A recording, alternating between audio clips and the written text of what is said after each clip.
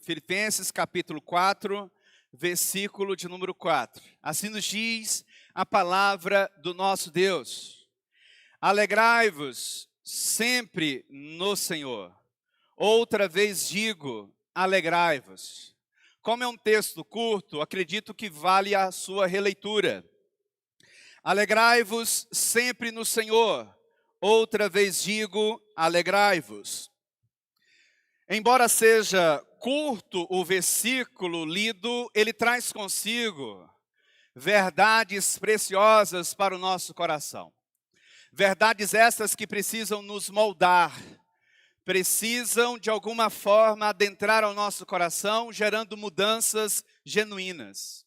Na medida em que eu e você adentrarmos a esse texto, eu e você precisamos ter em mente algumas verdades centrais. Dentre elas, a primeira: a alegria está intimamente associada à confiança em Deus.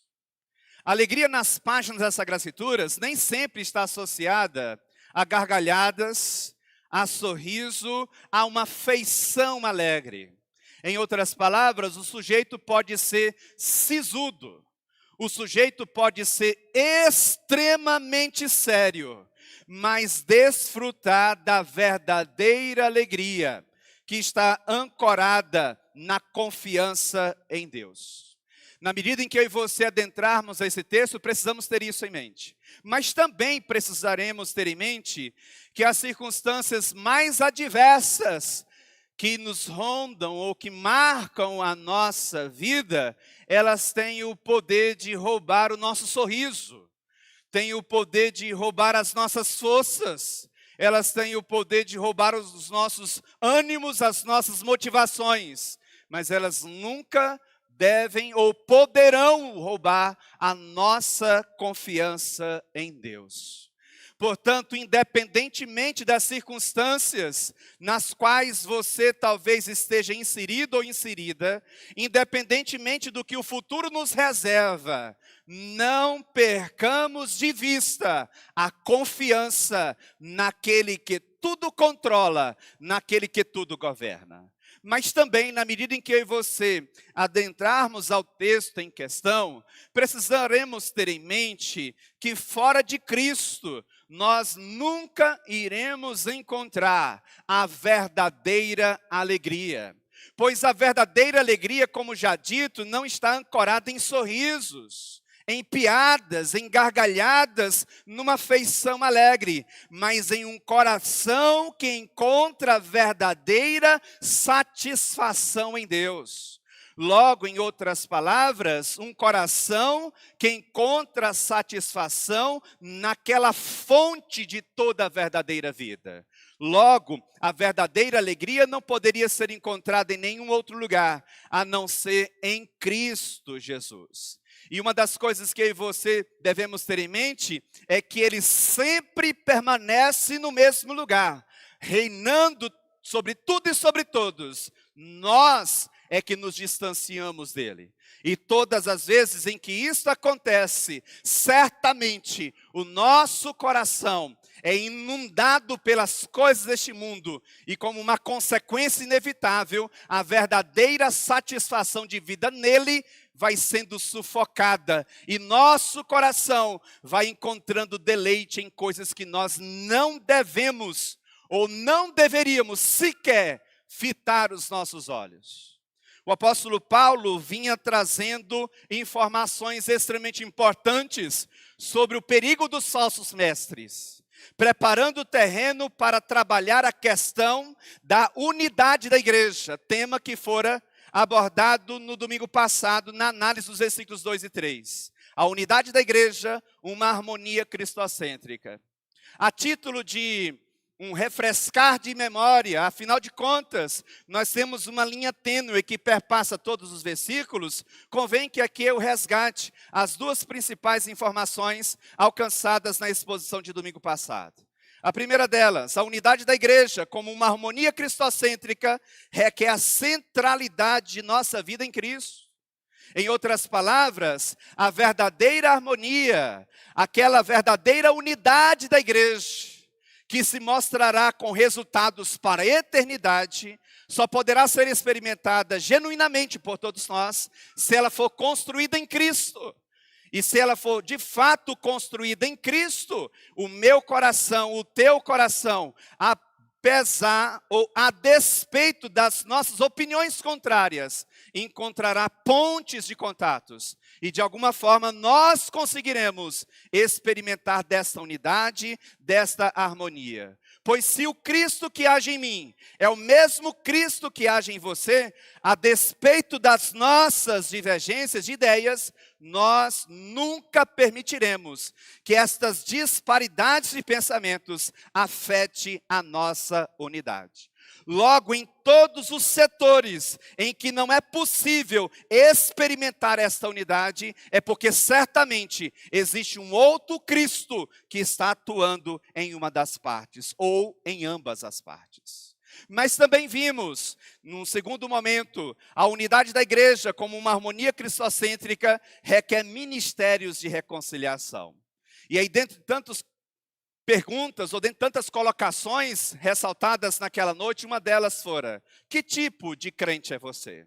Você é daquele tipo de cristão que, de alguma forma, contribui para a reconciliação de relacionamentos quebrados, de amizades distanciadas? Que tipo de pessoa é você?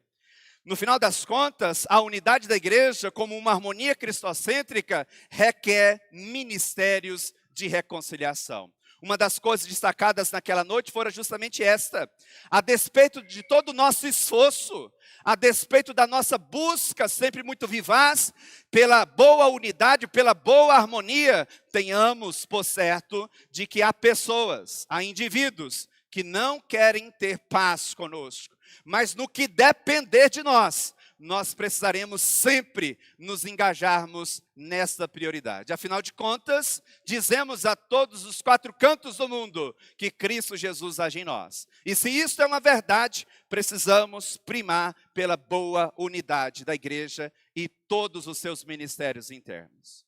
E aí agora na sequência, verso número 4.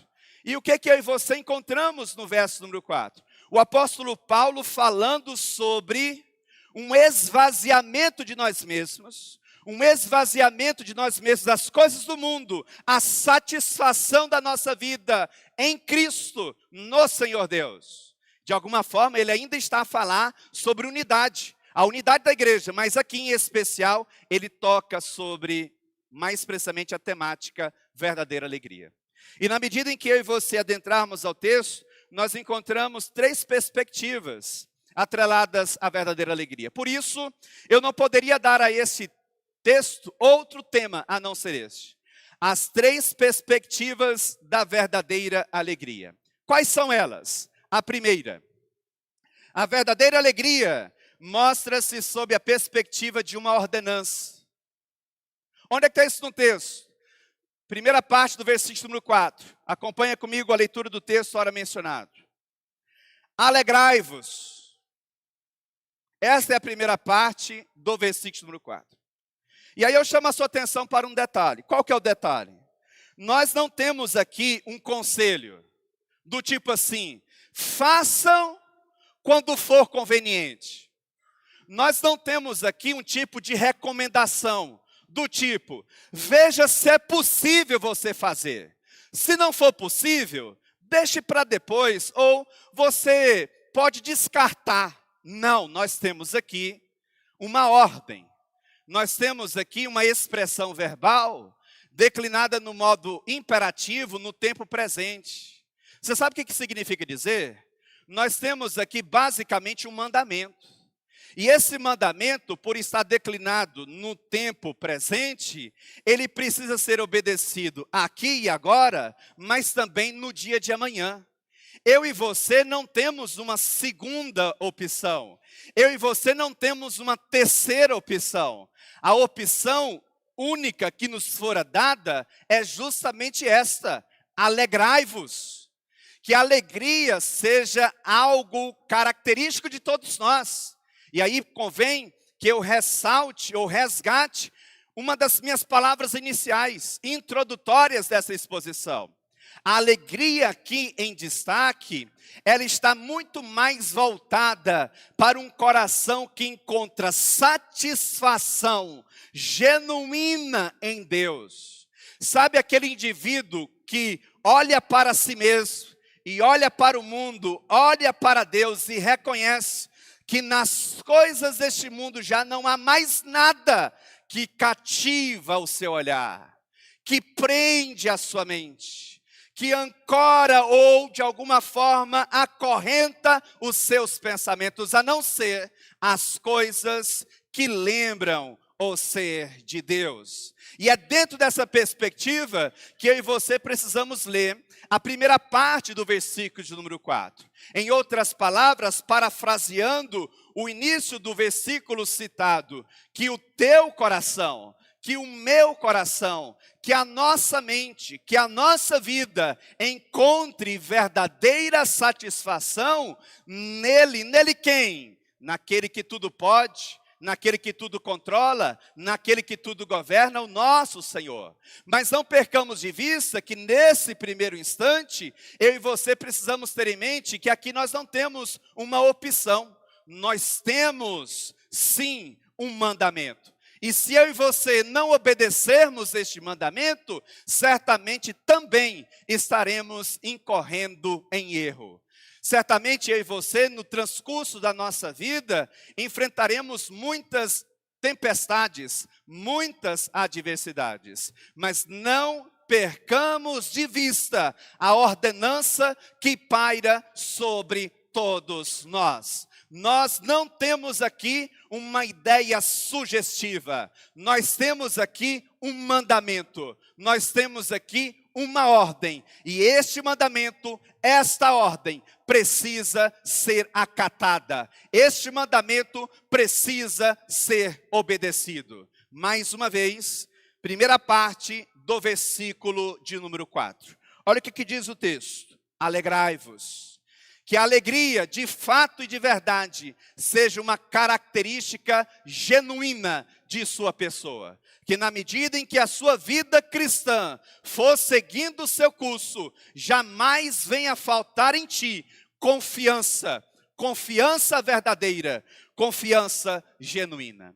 E aí na sequência, eu e você nos deparamos com a segunda perspectiva que caracteriza a verdadeira alegria. A verdadeira alegria mostra-se sob a perspectiva incondicional. Onde é que está isso no texto? Segunda parte do versículo de número 4. Olha o que diz o texto. Mente cativa às Sagradas Escrituras.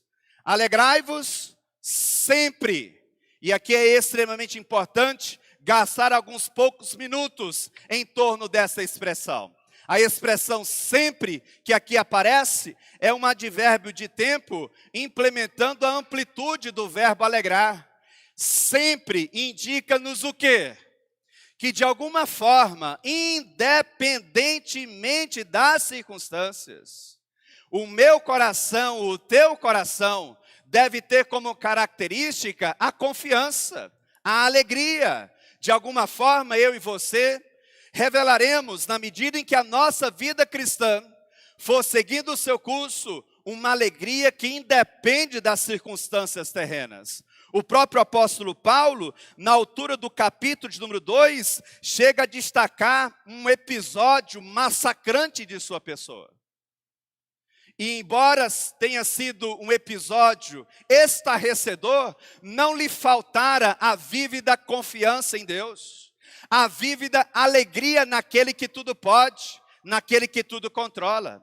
E aí eu chamo a sua atenção para o seguinte detalhe: não é porque nós somos cristãos, não é porque nós estamos continuamente na igreja, não é porque nós folheamos as páginas das Sagradas Escrituras, não é porque nós temos a precaução, ou a preocupação, ou o zelo de termos uma vida alinhada com as Sagradas Escrituras, que a vida neste mundo será um mar de rosas. No capítulo 2, o apóstolo Paulo está a destacar a igreja em Filipos, que ele de fato recebera o emissário daquela igreja, chamado Epafrodito. E diz o texto bíblico que quando Epafrodito chega na prisão domiciliar onde o apóstolo Paulo estava em Roma, Epafrodito caiu doente mortalmente. E o apóstolo Paulo diz que Deus teve misericórdia, não somente de Epafrodito, mas também dele, porque o seu coração já estava triste, o seu coração já estava perturbado, o seu coração já estava preso em circunstâncias adversas. E aí diz o texto que ele ora ao Senhor Deus, e para que ele não tivesse tristeza sobre tristeza, o Senhor Deus curou o emissário da igreja em Filipos. E aí na sequência, um pouco mais adiante, na altura do capítulo número 4, verso de número 4, eu e você encontramos o apóstolo Paulo falando sobre alegria. E aí isso tudo muda a nossa compreensão acerca do versículo número 4. Sobretudo, quando eu e você meditamos nesse advérbio de tempo sempre, que mostra-nos que de forma precisa, a nossa confiança, a nossa alegria, ela não pode estar presa às circunstâncias que são terrenas. Em que deve estar ancorada verdadeiramente a nossa alegria? Em que deve estar verdadeiramente ancorada a nossa felicidade? Em outras palavras, parafraseando o texto bíblico, a nossa confiança, se não em Deus, se não em Cristo. E aí eu queria aqui gastar um pouco mais de tempo. Terceiro lugar, a verdadeira alegria mostra-se sob a perspectiva da centralidade em Cristo Jesus. Onde é que está isso no texto? Última parte do versículo número 4. Olha o que diz o texto: mente cativa as Sagradas Escrituras. Alegrai-vos, primeira parte. Sempre, segunda parte. E em terceiro lugar, no Senhor. Outra vez digo, alegrai-vos. Por duas vezes o apóstolo Paulo usa a expressão alegrai-vos na altura do versículo de número 4. E ele está a fazer isso não porque lhe faltavam as palavras. Ele está a fazer isso não porque lhe faltavam os argumentos. Ele está a fazer isso como um recurso literário. Ele está disposto a frisar uma verdade. Qual é a verdade? Jamais falte no coração de vocês a despeito das circunstâncias mais adversas, mesmo em face dos muitos falsos mestres, dos muitos falsos pregadores, dos muitos falsos pastores, a verdadeira alegria ou a confiança no Senhor Deus. E aí eu chamo a sua atenção para o seguinte detalhe: ele usa a expressão no Senhor. Se nós pensarmos numa perspectiva do Antigo Testamento, tem-se aqui em mente a pessoa de Deus o Pai. Mas numa perspectiva neotestamentária do Novo Testamento, está aqui aludido à pessoa de Cristo Jesus. E aqui convém que eu faça o seguinte refrisar: a verdadeira alegria, a verdadeira satisfação de vida, a verdadeira vida em abundância, não poderá ser encontrada em nenhum outro lugar, a não ser aos pés da cruz de Cristo Jesus. O apóstolo Paulo estava preso, o apóstolo Paulo estava acorrentado a um soldado romano, o apóstolo Paulo estava em face da morte, ele podia ser morto a qualquer momento, mas não lhe faltava a verdadeira alegria, a verdadeira confiança no seu Senhor, a saber, Cristo Jesus. Convém que aqui eu ressalte a seguinte observação: a nossa alegria é uma pessoa, não é a ausência de problemas. O apóstolo Paulo estava marcado por situações extremamente adversas, mas não lhe faltava a verdadeira alegria no seu Senhor. Em outras palavras, não lhe faltava a verdadeira confiança em Cristo Jesus. Vivemos uma época marcada pela superficialidade. Vivemos uma época marcada por coisas triviais, banais, coisas fúteis. Ontem mesmo, quando eu retornava para casa, quase meia-noite, ao sair daqui da programação da Federação de SAFs do PTSG, eu passava pela Beira Rio e vi muitos jovens, mas muitos mesmos, com carros de som no volume máximo, no 12, músicas obscenas, e eles estavam a sorrir, a darem gargalhadas, a festejarem, a comemorarem a vitória do maior time das Américas. Brincadeiras à parte aos palmeirenses.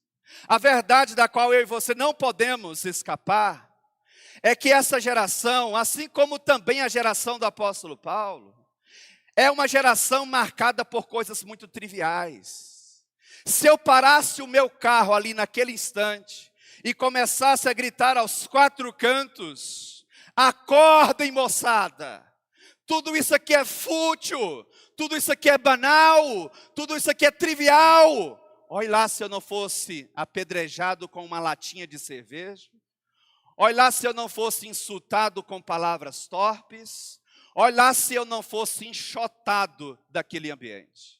Estavam alcoolizados, quem sabe até mesmo drogados. A verdade, meus amados irmãos, é que o nosso coração vai, na medida em que a vida vai seguindo o seu curso, buscando satisfação, buscando prazer, buscando alegria. Mas infelizmente, meus irmãos, essa geração não tem acordado, não tem despertado para uma máxima que ecoa das páginas das Sagradas Escrituras. Que máxima é essa? A verdadeira alegria não está ancorada em bens. A verdadeira alegria não está ancorada em nós mesmos. A verdadeira alegria não está ancorada em nossa família. A verdadeira alegria não está ancorada no nosso currículo vasto. A nossa alegria não está ancorada na ausência de problemas. A nossa alegria está ancorada em Cristo Jesus. Os teus bens, eles podem escorrer pelas suas mãos num estralar de dedos. Você pode perder a sua família num estralar de dedos. As pessoas que nós amamos, elas passam, elas vão. O que sobra no final das contas, meus amados irmãos, é a nossa relação com Deus. Por isso que o apóstolo Paulo, corretamente, ele diz: alegrai-vos sempre, em todas as circunstâncias, uma alegria incondicional, mas que isto seja no Senhor. E aí outra vez digo, alegrai-vos. Por que Paulo diz isso? Porque Paulo estava convencido de que tudo passa. E passa muito rápido. E o que permanece, de fato, é a nossa vida com Deus. Daqui a alguns poucos dias, talvez horas, vai estar somente eu e o meu Deus, um olhando para o outro. E eu tendo que prestar contas do que fiz e do que deixei de fazer.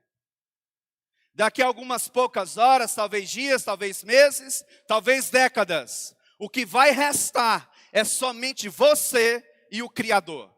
Você na condição de criatura e Deus na condição de Criador. E você tendo que prestar contas do que você fez e do que você deixou de fazer. Logo, inevitavelmente, a pergunta que ecoa dessa última parte do texto é esta. Não tem como ler esse texto e não fazer esse questionamento. Onde está ancorado o teu coração? Onde está firmada a tua satisfação de vida? Onde está firmado o teu prazer nesta vida? Em que você tem ancorado a tua vida, a tua história, a tua casa, a tua família?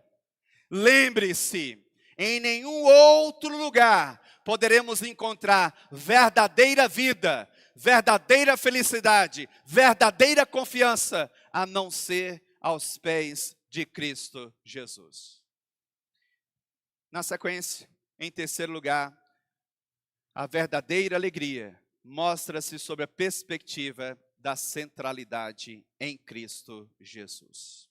Qual que foi o tema da exposição da noite de hoje? As três perspectivas da verdadeira alegria. Quais foram elas? Em primeiro lugar, a verdadeira alegria mostra-se sob a perspectiva de uma ordenança. Versículo 4, primeira parte. Em segundo lugar, a verdadeira alegria mostra-se sob a perspectiva incondicional. Versículo 4, segunda parte.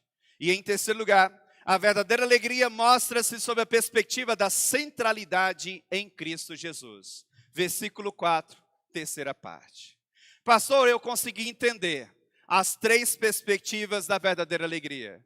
Mas o que sobra para a minha vida em termos práticos? De tudo aquilo que foi destacado, o que eu não posso perder de vista? Eu tenho aqui três aplicações práticas para a sua vida, que visam amarrar a exposição, bem como de forma especial, resgatar alguns pontos centrais de tudo aquilo que fora mencionado.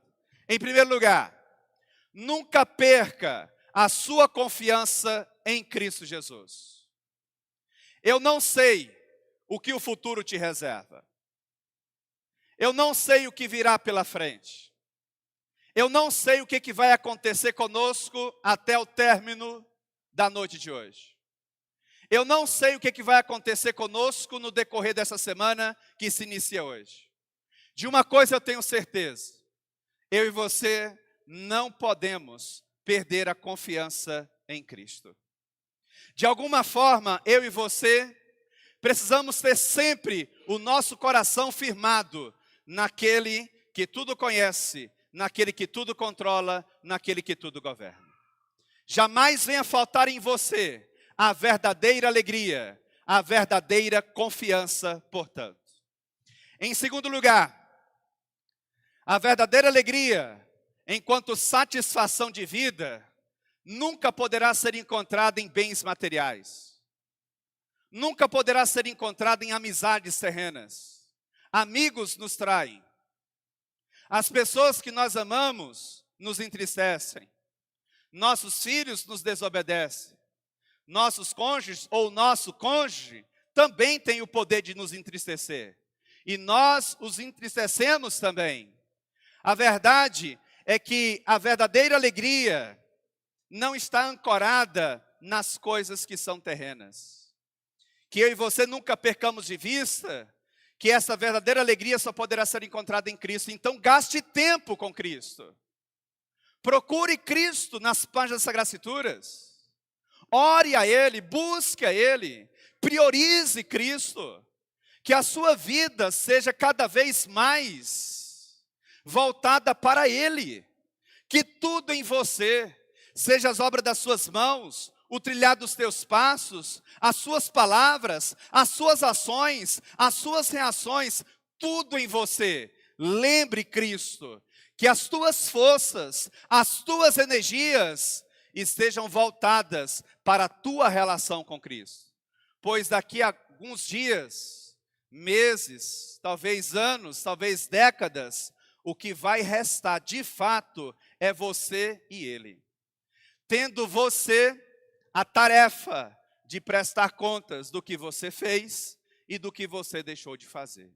É certo que em Cristo Jesus, nós não iremos prestar contas para recebermos punição. Nós iremos prestar contas para recebermos galardão. Nós que estamos em Cristo. Já não há mais condenação para nós, mas ainda existe um prestar de contas. E Ele espera que isso seja feito com zelo e dedicação. É tanto que na altura de Mateus capítulo 6, Ele chega a destacar que o nosso coração deve buscar tesouros, não nas coisas que são desse mundo, mas nas coisas que são do mundo do porvir. E do que ele estava a falar, senão daquilo que o apóstolo Paulo fala aqui em Filipenses capítulo 4, versículo número 4, da nossa satisfação nele. Que de uma forma muito especial, ele seja a prioridade máxima da sua vida. E aí, em terceiro lugar, para caminharmos para o encerramento, você vai passar, eu vou passar. Não tem como ler esse texto e perdermos isso de vista. Não tem como mergulharmos nesse texto e não trazermos essa aplicação para todos nós. Nós vamos passar. Não é de agora que o apóstolo Paulo está nos falando sobre isso. Nos versículos anteriores, ele nos alertara acerca dessa questão. Nós não somos eternos deste mundo. Nós vamos passar. E o que você está fazendo da sua vida? Para onde você está indo? Vale a pena mesmo ancorar a sua vida nas alegrias que são terrenas e perder aquela alegria que é celestial? Vale a pena mesmo? Vale a pena gastar a sua juventude? Vale a pena gastar a sua família? Vale a pena gastar a tua vida com as coisas que são desse mundo? Vale a pena você cada vez mais ser cheio ou ser cheia de si mesmo? Vale a pena? E perder a oportunidade de ser cheio de Cristo, vale a pena? Eu quero acreditar que não vale. Eu quero acreditar que você está convencido de que não vale. Porque as Sagradas Escrituras nos diz que não vale a pena. Então, não tem como ler esse texto e não trazer essa aplicação. Esvaziemos de nós mesmos, para que de fato e de verdade sejamos cada vez mais preenchidos de Cristo. Você vai passar, eu vou passar. Daqui a pouco nós não estaremos mais aqui. E para onde é que nós estamos indo? Nós estamos indo para onde a nossa alegria está ancorada. Se a tua alegria está ancorada nas coisas que são deste mundo, você está indo para qualquer céu, menos o céu de Deus. Se a tua alegria está ancorada em Cristo, você pode passar as situações mais amargas desta vida. O céu te aguarda, o céu de Deus em Cristo Jesus. Vamos orar, vamos falar com o Senhor. Ó Deus, nós te louvamos, nós te bendizemos, engrandecemos ao Senhor, porque até aqui o Senhor tem estado conosco. Muito obrigado, ó Deus, pelo privilégio que temos de continuamente aprendermos mais sobre Ti, sobre nós mesmos. Jamais venha faltar em nós, ó Deus, o desejo de buscar o Senhor mais e mais, de priorizar o Senhor mais e mais na medida em que a nossa vida vai seguindo o seu curso. Vamos chegando, ó Deus, ao final de mais um culto, e eu rogo ao Senhor que essas verdades sejam complementadas ao coração de todos. Que o nosso coração encontre satisfação no Senhor. Que o nosso coração encontre confiança em Ti. Que o nosso coração encontre prazer tão somente nas coisas do Senhor.